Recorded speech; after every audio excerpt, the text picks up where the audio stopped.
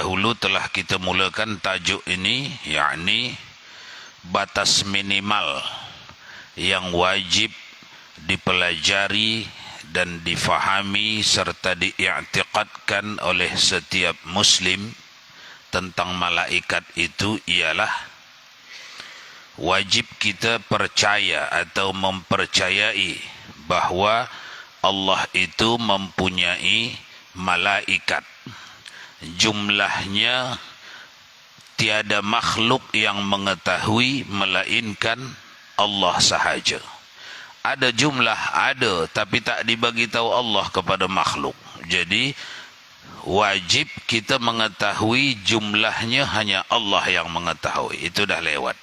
Kemudian yang kedua yang dah lewat, mereka itu wajib diiktikadkan terbuat daripada jisim ruhaniyah. Ada badannya, ada tangannya, kakinya, kepalanya, tapi terbuat semua daripada nur, daripada nur. Dua. Ini menyambungkan yang dah lewat ini. Kemudian yang ketiga, wajib kita mengiktikadkan mereka itu, para malaikat itu, mereka tidak lelaki, tidak perempuan, tidak beranak, tidak makan, tidak minum, tidak mati, kecuali hanya sekali saja nanti. Tidak beranak, tidak makan, tidak minum, tidak lelaki, tidak perempuan. Jangan pula awak menganggap ada malaikat perempuan, malaikat lelaki, tak ada. Tidak bersuku seperti kita. Ada orang putih, ada orang hitam, ada orang pesek, orang mancung, tak ada. Itulah malaikat. Wajib diiktikadkan mereka itu hamba Allah yang taat semuanya kepada Allah. Tidak ada yang maksiat. Maka dalam mengimani malaikat, wajib kita i'tiqadkan tidak ada malaikat yang maksiat. Seperti yang digambarkan oleh ahli sejarah yang tidak diwarnai iman hati mereka, muarrikh namanya, bahasa Arab, bahasa kita, ahli-ahli sejarah yang tidak diisi oleh iman hati mereka, mereka beriktikad ada malaikat yang jahat. Dua orang. Siapa namanya? Harut dan Marut. Kenapa jahat? Karena mereka mengajarkan ilmu sihir. Sehingga ilmu sihir itu disalahgunakan oleh musuh Allah. Nah, ini dalam bab yang akan kita baca ni harus diluruskan. Kalau ada pengajaran sampai kepada anda seperti itu pengajaran dari muarrikh, ahli sejarah yang tidak disiram oleh akidah, pikirannya dan hatinya.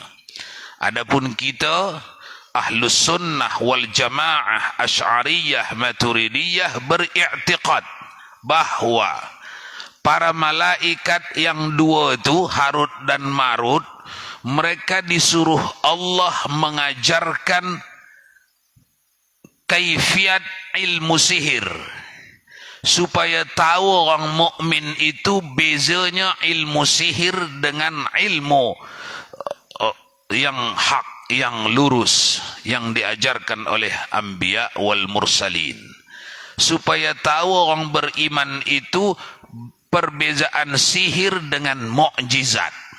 Jadi diturunkan Allah dua malaikat untuk mengajarkan materi sihir. Lalu mereka menetapkan ini bukan untuk diamalkan, melainkan untuk kamu ketahui. Biar tahu kamu kalau begini gaya ilmu seseorang itu, dia di barisan sihir. Bukan ilmu yang hak itu. Nah, ini tugas malaikat yang dua nih. Namun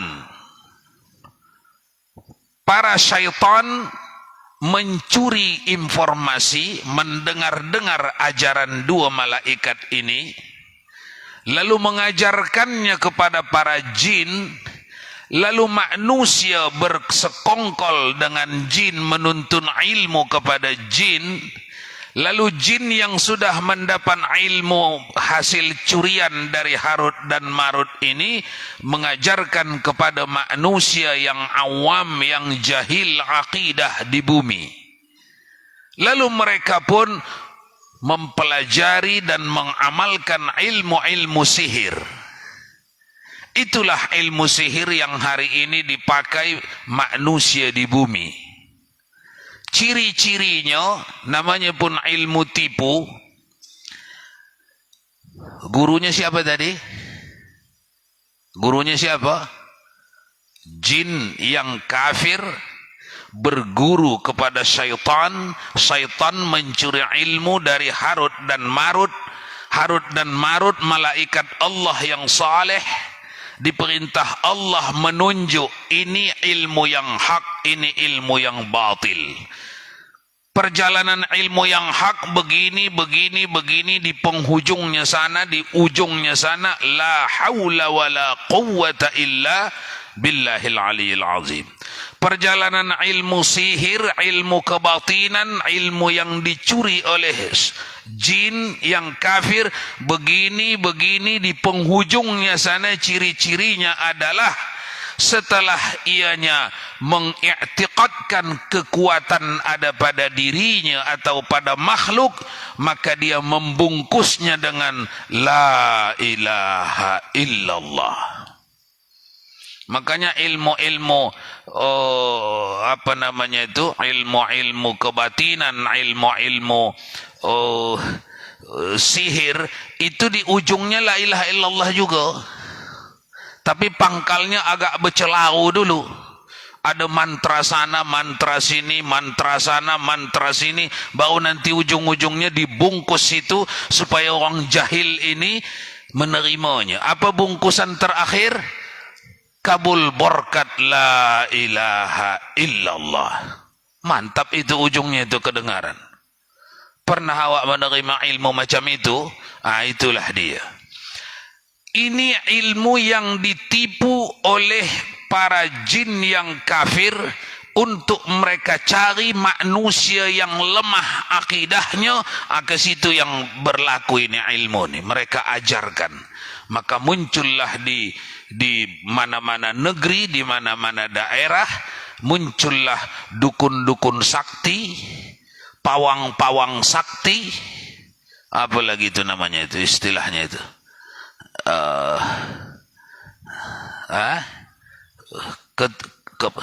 Kepala sakti di kampung itu apa namanya itu? Bomo. Bomo dukun, hanya beza nama saja itu. Bomo di seberang sana, dukun juga ada itu istilahnya. Ini Mas Wahir nih paling tahu itu. Apa itu namanya itu? Kepala-kepala jagoan-jagoan di kampung itu apa itu? Tahan dibakar, tahan di apa segala macam. Apa itu namanya itu? Tiap-tiap kampung ada itu. Dululah. Pendekar. Muncullah pendekar-pendekar di berbagai kampung. Kalau didengarkan mantra kekebalannya itu, kalaupun kebal lah. Kalau didengarkan mantra kekebalannya itu tuh, ini ciri-ciri supaya memudahkan kita besok kalau ketemu.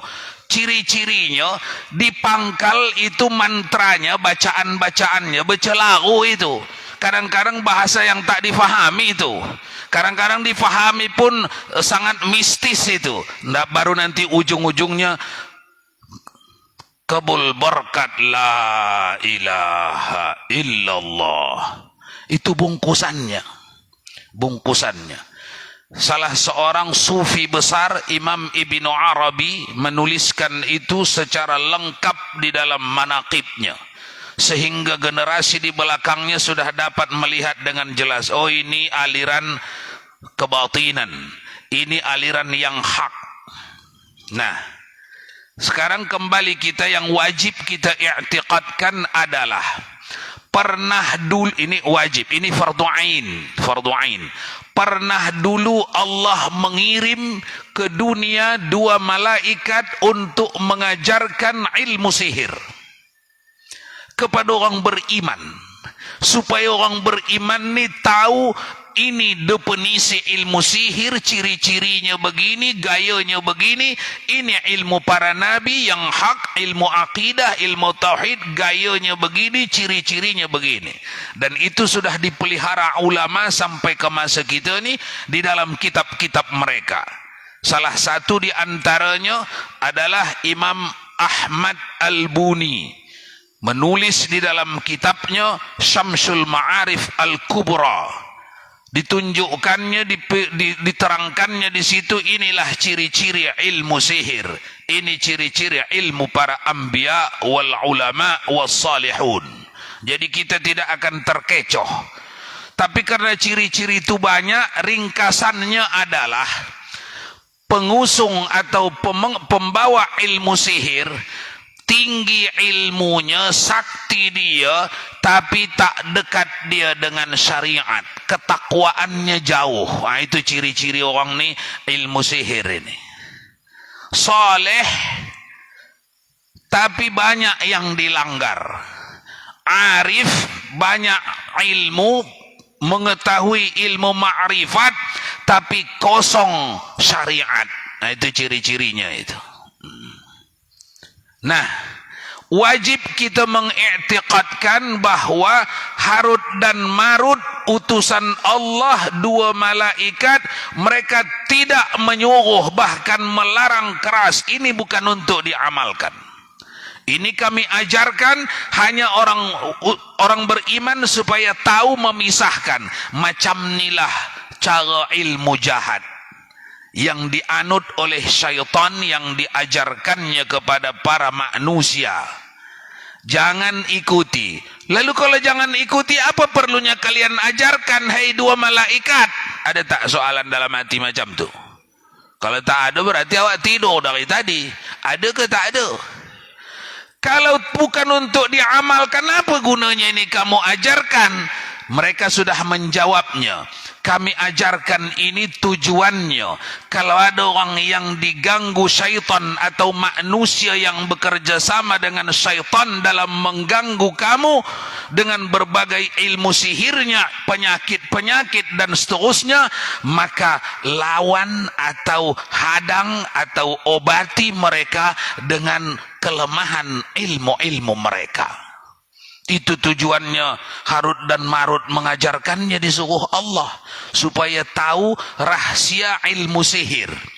Oleh karenanya sepakat penyihir di dunia ni, sedunia ni penyihir sepakat, ulama saleh mereka tak berani mendekatinya itu. Sekalipun mereka tak cakap kepada ulama saleh ini ulama saleh, tapi ilmunya tak tinggi. Ilmu Harut Marutnya tak tinggi, tapi akidahnya soleh, syariahnya soleh. Paling takut penyihir sama ini. Sekalipun penyihir itu tak cakap, itu tak larat kita nak menghadapinya itu. Dia tak cakap, tapi dia tahu ini tak dapat kita dekati. Kenapa? Akidahnya lurus. Orang yang akidahnya lurus itu tidak dapat didekati oleh sihir. Sihir akan mental, membal. Sihir tak boleh dekat kepada orang yang la ilaha illallahnya baik. Karena itu sudah jaminan Allah di dalam hadis qudsi. Apa kata Allah?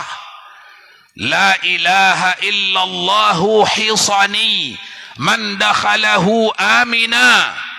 La ilaha illallah itu bentengku. Tapi dibaca, diamalkan dengan luruslah i'tiqadnya. La ilaha illallah itu bentengku. Siapa yang masuk ke dalam bentengku akan kujaga dia. Ku aman, kana amina. Dia dalam keadaan aman. Tak ada musuh yang boleh masuk ke dalam benteng la ilaha illallah.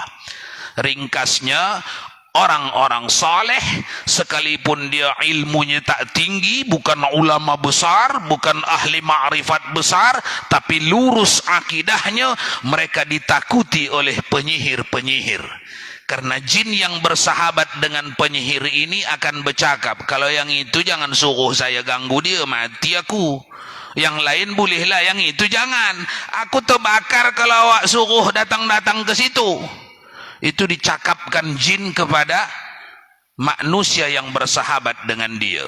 Nah, ini yang akan kita baca. Silakan baca. Laju sikit bacanya biar cepat. Sudah diterangkan, tinggal baca aja. Bismillahirrahmanirrahim.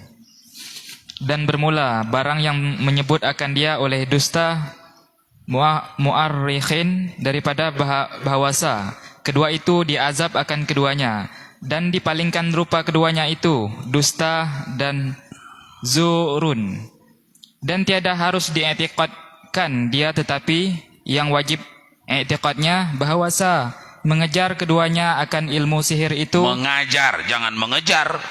Mengajar keduanya akan ilmu sihir itu tiada ada ia kerana dia amal dengan dia, tetapi kerana menakut daripadanya, dan supaya zahir farak antara sihir dan antara mukjizat. Maka bahwasa sesungguhnya telah jatuh bahwasa tukang sihir itu banyak mereka itu dengan sebab mencuri oleh syaitan akan mendengar dan mengajar oleh syaitan itu akan mereka itu tukang sihir. Maka menyangka oleh segala orang yang jahil akan bahwa mukjizat anbiya itu sihir.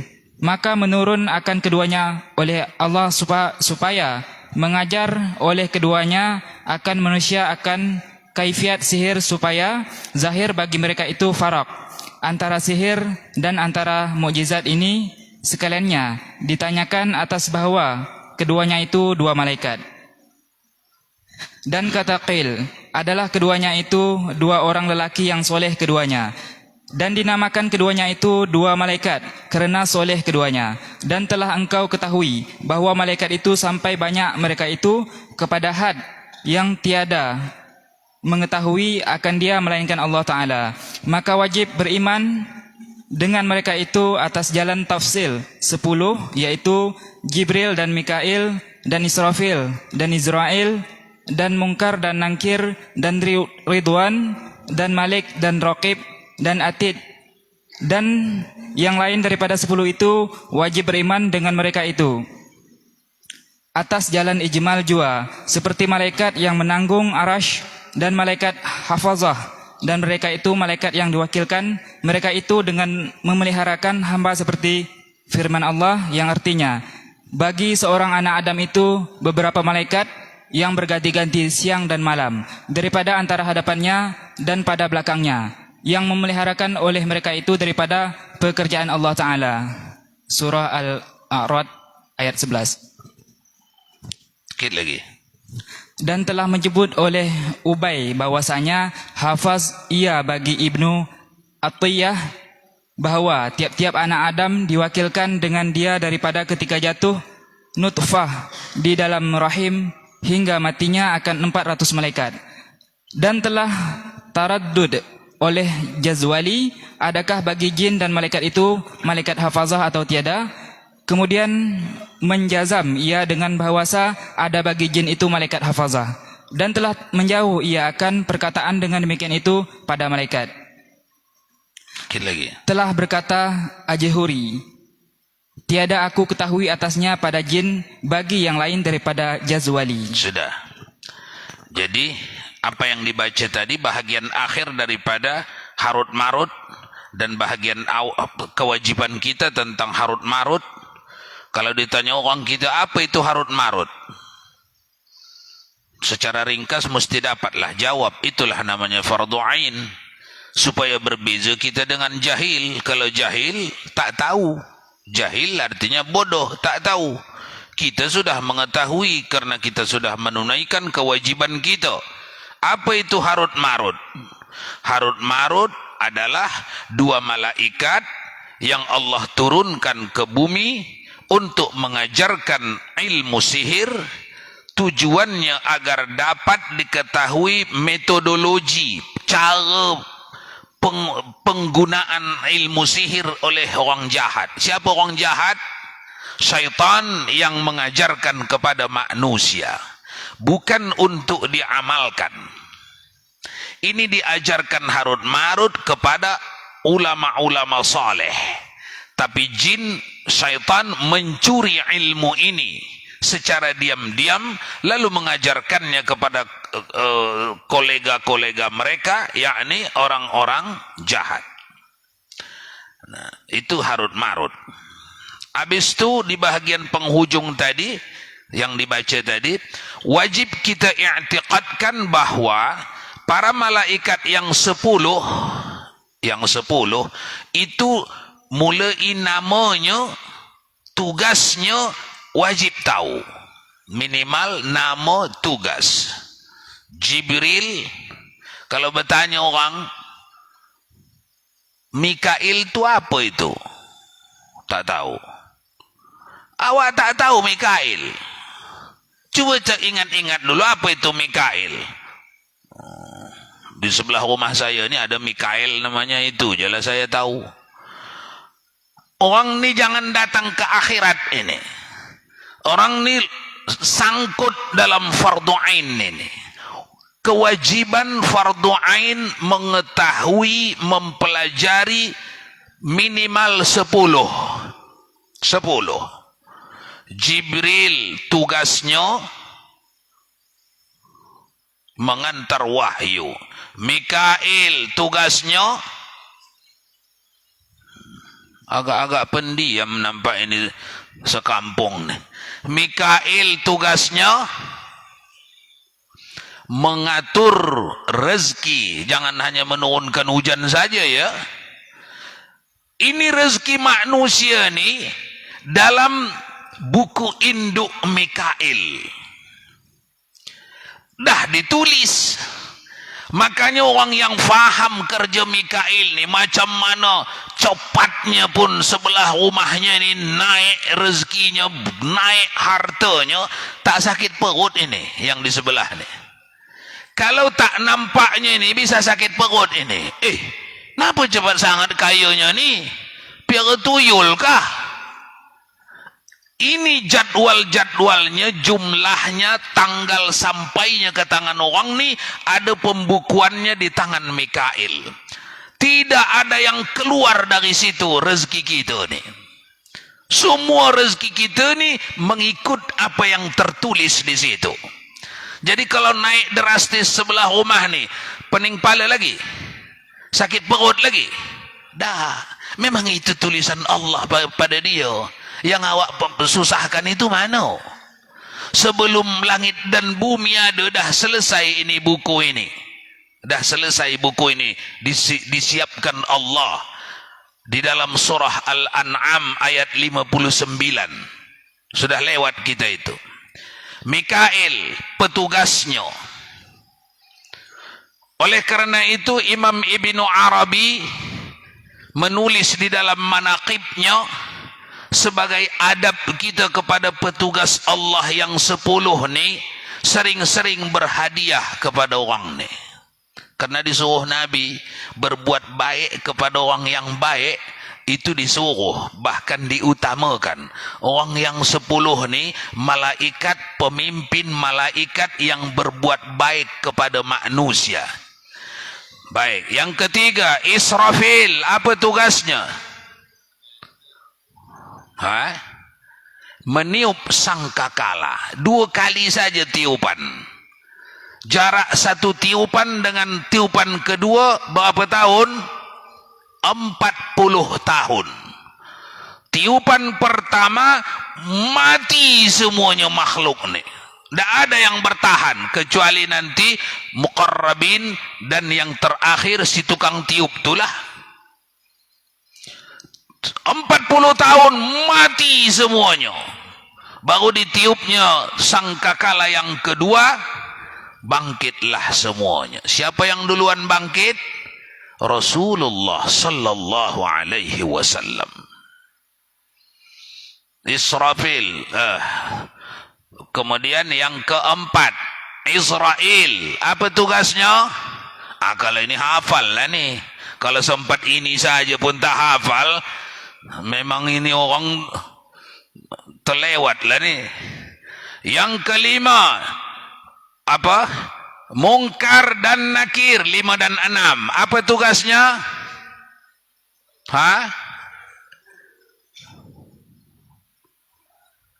Menanya mayit di dalam kubur, mungkar dan nakir. Kemudian Malik dan Ridwan, 7 sama 8. Apa tugasnya? Tahulah itu. Kemudian Raqib dan Atid, apa tugasnya? Mencatat kebajikan dan keburukan seperti yang ditulis Allah di dalam surah Qaf 18. Ma yalfidhu min qawlin illa ladaihi raqibun wa atid. Semuanya ini pekerjaan mulut, pekerjaan panca indera, 5 ini pekerjaan yang dicatat nih. Pekerjaan hati, 3, bercakap-cakap hati dia. Cantik na pokok kelapa ni. Hebatnya Allah membuat desain bentuk pokok kelapa ni. Tengah beribadat orang ni, dicatat ini. Bercakap-cakap di dalam. Itu percakapan hati. Indahnya gelombang ombak ni. Bukan main seni itu. Seni Allah di sini. Orang ni tengah mengagumi Allah dengan melihat buatan Allah. Dicatat itu. Jadi kalau awak duduk-duduk di coastal area tu, ambil pahala. Jangan ambil dosa. Menengok-nengok menengok-nengok yang tak boleh tengok. Nah, yang dicatat Raqib dan Atid ni tuan-tuan, perkataan, perbuatan, pekerjaan kalbu, 3. Yang keempat, cita-cita. Apa namanya itu?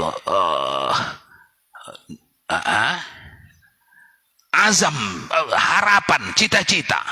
Mudah-mudahan disembuhkan Allah lah saudara saya ni. Padahal udah megap-megap dekat mati. Masih berharap lagi dia disembuhkan Allah. Dicatat pahalanya. Masih ingat Umar bin Khattab, sekiranya lah dibuat Allah ini jadi roti ni gunung, aku khalifah akan kubagi pada rakyat yang susah. Kenyang lah orang tu. Malam itu bermimpi para ulama di Baghdad, di Syria, di Mesir, di Madinah, di Makkah, bahwa Umar bin Khattab diberi Allah pahala setara dengan menghadiahkan roti sebesar gunung kepada rakyatnya. Kenapa? Karena bercita-cita dia, sekiranya dibikin Allah ini roti, Allah mampu bikin ini roti. Sekiranya dibuat Allah, aku tinggal belah-belah, panggil kepala-kepala kampung, lurah-lurah, bawa, kenyang rakyat dia. Pekerjaan hati udah berapa? 4. Ini yang dicatat supaya Anda tengok, tak semuanya tercatat oleh malaikat petugas ini, tidak semuanya. 4. Yang kelima, takriri, ikrar, takrir. Apa itu takrir? Pengakuan. Itu pun dicatat malaikat. Ada di situ kemaksiatan, ada di situ di tepi jalan misalnya orang lagi bikin maksiat, main kartu, awak lewat situ, diajak orang tu main kartu tak mau, tapi senyum-senyum pas tu pergi. Senyum-senyum itu menunjukkan Anda tidak ingkar, Anda tidak marah, melainkan Anda senyum-senyum. Tapi kalau untuk ikut, tak payahlah aku ikut, teruskan kalianlah. Itu artinya itu. takrir namanya itu. Anda dicatat di situ orang yang bersetuju dengan perbuatan mereka. Itu pun dicatat itu. 5. Ini tugas malaikat ini. Jadi kalau Anda berzikir senyap-senyap dalam hati, tercatat itu. Itu pekerjaan kalbu. Sedangkan takrir awak pun dicatat, niat awak pun dicatat, apalagi sudah bekerja di dalam Allah, Allah, Allah, Allah, dicatat. Jadi apa Ustaz yang tak dicatat malaikat, yang tak dapat dicatat malaikat, mana yang tak diperintahkan Allah dicatat. Di antaranya adalah isi makrifat seseorang. Itu tak sampai ke situ malaikat. Karena memang perintahnya tak ada. Jadi tak tahu malaikat, dua orang yang sembahyang, si A, si B sembahyang. Yang dicatat malaikat pada dua orang ni apanya? Bacaannya, ucapan, perbuatannya, rukuk sujudnya, niatnya dalam hati dicatat. Kemudian takrirnya, keinginannya dicatat. Makrifatnya sebesar apa itu ketika dia menyebut Allah di bibirnya, sebesar apa dia ingat tentang kebesaran Allah. Orang ni tak sama ini, yang sembahyang ni 10 orang sembahyang, 10 orang tak sama, itu loss. Tidak ada dalam catatan malaikat. Besok orang tu berurusan langsung dengan Allah apabila sudah urusan ma'rifah. Karena dia adalah nur yang halus, latifah. Tidak sampai ke situ tugas malaikat untuk mencatatnya. Udah, tinggal baca. Baca je, biar agak laju sikit.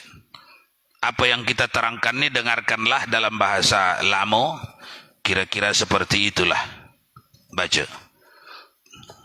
Dan seperti malaikat katabah, dan mereka itu malaikat yang diwakilkan akan mereka itu dengan menyurat akan barang yang keluar daripada mukallaf, perkataan atau perbuatan atau i'tiqad atau cita-cita atau azam atau takrir, kebajikan atau kejahatan. Dan bermula bercerai mereka itu akan dia pada tatkala umpama jima itu tiada menegah ia daripada menyurat mereka itu akan barang yang keluar daripadanya pada ketika itu.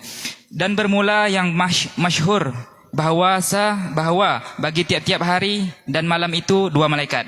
Dan kata qil, bermula keduanya itu 2 orang malaikat jua. Maka apabila mati ia berdiri keduanya atas kuburnya, mengucap tasbih keduanya dan mengucap tahlil keduanya dan mengucap takbir keduanya hingga hari kiamat. Jika adalah mayat itu mukmin dan melaknat keduanya akan dia hingga hari kiamat jika ada ia kafir.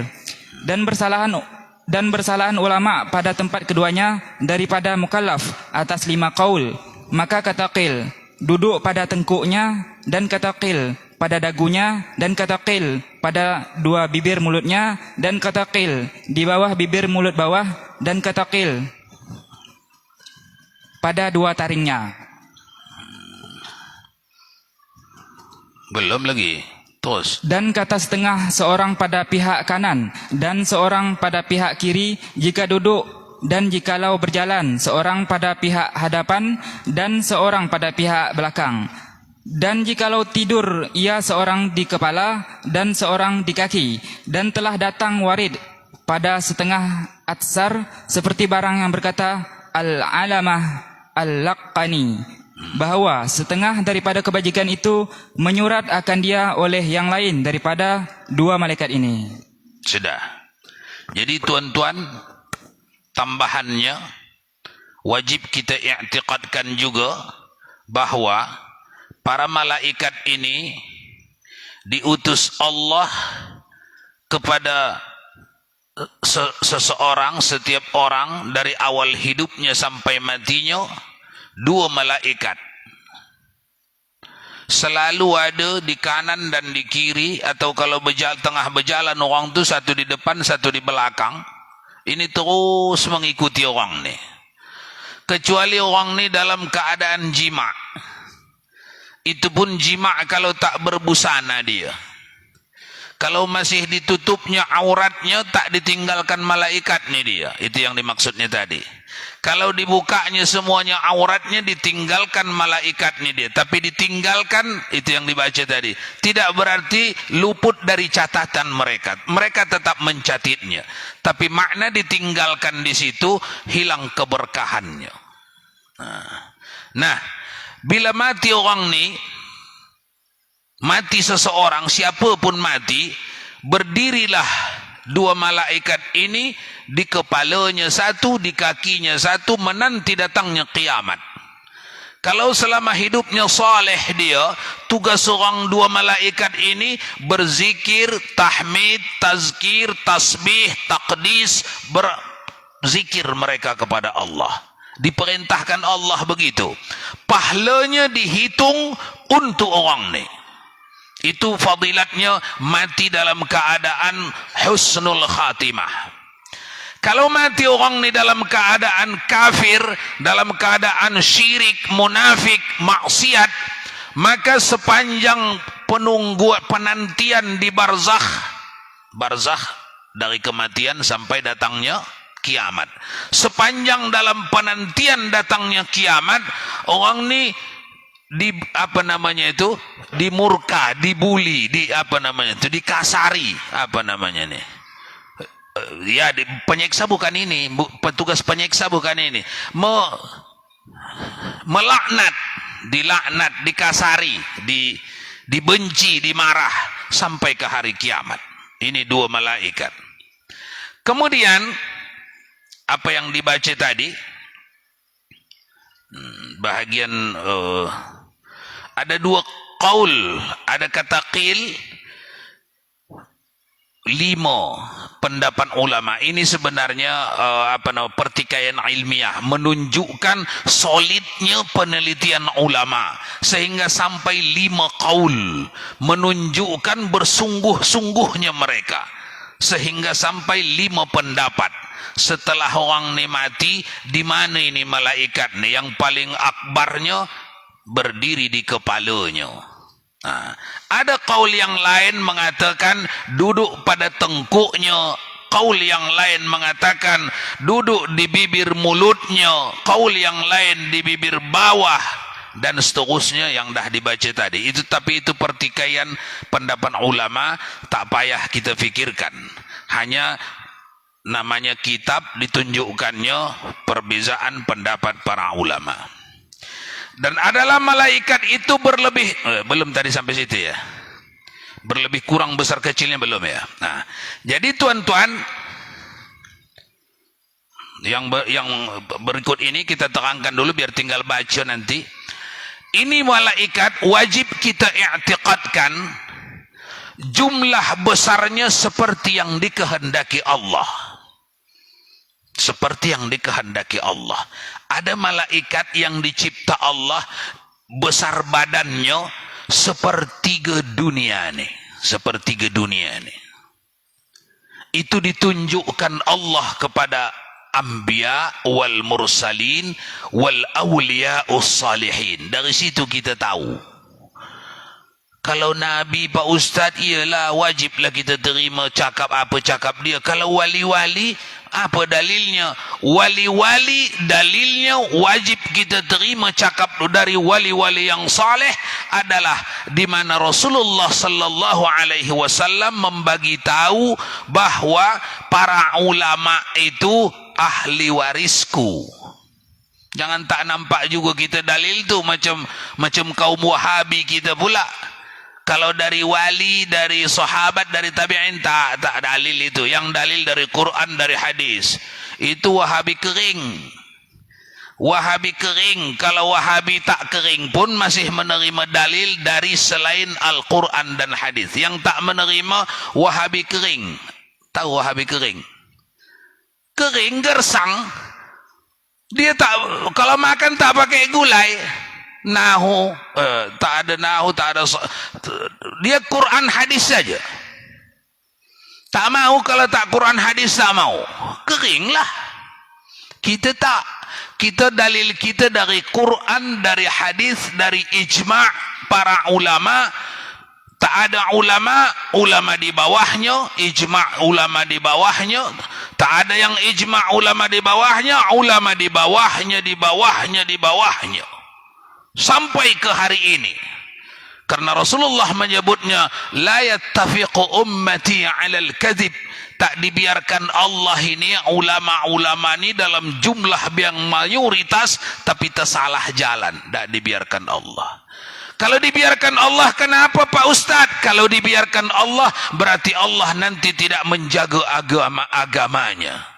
Sedangkan Al-Quran mengasih tahu kita, inna nahnu nazzalna dzikra wa inna lahu lahafizun. Kamilah yang punya agama ni, kamilah yang bertanggung jawab memelihara agama ni. Jadi tidak bisa dibelok-belokkan orang agama ni. Kalaupun membelok itu dalam gelintir sikit, bukan mayoritas itu, bukan. Nah, para wali-wali Allah yang salihun memberitahu kepada kita, baik dari hadis-hadis Nabi yang hadis ilhami. Apa itu hadis ilhami? Ini tahu, ini pengajian nih. Sudah berkali-kali dibagi tahu. Hadis ilhami itu apa itu? Hah?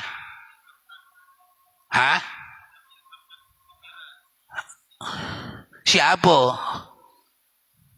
Orang-orang di pasar Bukit Tembak diilhamkan ke orang-orang tuh. Siapa yang mendapat ilham tuh? Orang-orang soleh, para awliya ussalihun, yang diketahui orang dari timur ke barat, kesolehannya, keilmuannya, ma'rifatnya, semuanya orang tahu. Dia yang bercakap. Ini yang dimaksud Al-Quran, fa'alhamaha fujuraha wa taqwaha. Allah yang mengilhamkan apa-apa perkara kepada kekasihnya. Hadis-hadis ilhami namanya itu ya. Mereka memberitahu kepada kita bahwa malaikat-malaikat Allah itu dicipta Allah, ada yang besarnya sepertiga bumi, yang kedua 2/3 bumi, ada yang besarnya sebesar bumi ini. Masih ingat tak dalam hadis Bukhari dan Muslim ketika Jibril menampakkan rupanya yang asli kepada Rasulullah? Masih ingat? Sebesar apa sayapnya? Sebiji sayap Jibril sebesar apa kata Nabi? Ini keturunan pendiam ini sekampung nih. Berapa? Sebesar gunung Uhud, sebiji satu lembar sayapnya. Sebesar gunung Uhud. Apa? Azan.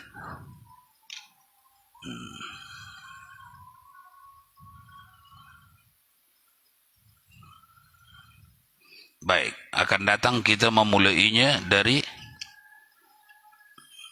sampai mana tadi baca itu? Ya, dari itu insyaallah. Kita simpulkan, wajib kita mengiktikadkan bahawa para malaikat adalah makhluk Allah saleh, tidak ada yang berdosa. Sekalipun Harut Marut yang mengajarkan sihir, mereka tidak berdosa.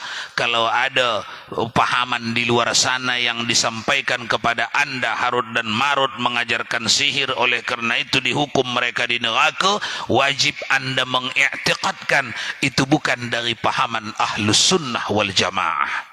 Kita dalam fahaman Ahlus Sunnah wal Jamaah, malaikat semuanya maksum daripada dosa.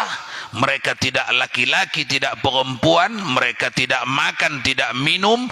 Apa yang diperintahkan Allah, itu saja yang mereka kerjakan.